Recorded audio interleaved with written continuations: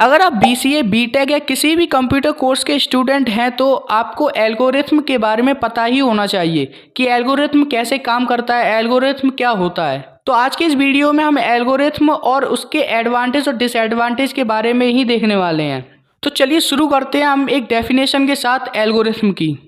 Algorithm is a set of rules to solve a problem. Algorithm should be clear and well defined in terms of input and output. अब देखो friends, algorithm is a set of rules to solve a problem, यानी algorithm एक ऐसा steps का group होता है जिसे follow करके हम किसी भी प्रॉब्लम का सल्यूशन निकालते हैं।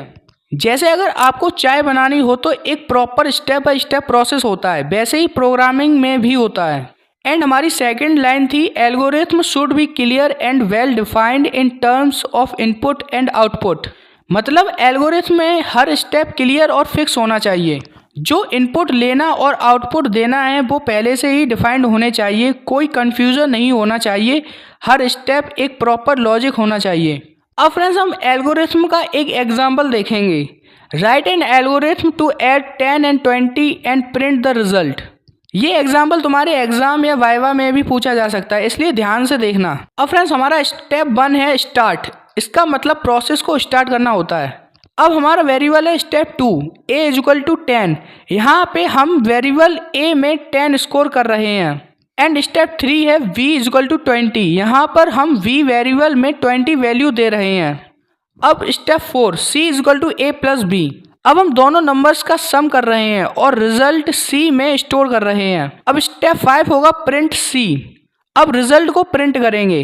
अब स्टेप 6 होगा स्टॉप, स्टॉप का मतलब है प्रोसेस यहीं पे खत्म हो जाएगी। तो फ्रेंड्स इस एल्गोरिथम से हमने देखा कि कैसे सिंपल स्टेप में एक एडिशन प्रॉब्लम सॉल्व हो गया। अब देखते हैं advantages of algorithm.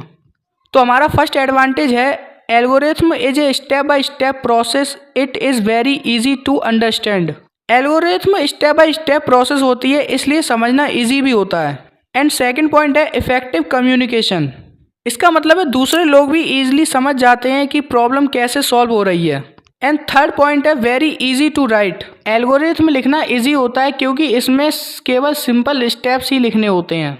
And fourth वाला है does not require any programming ability, इसमें फ्रेंड्स तुम्हें कोडिंग लैंग्वेज आनी जरूरी नहीं होती, सिर्फ लॉजिक सोचना होता है।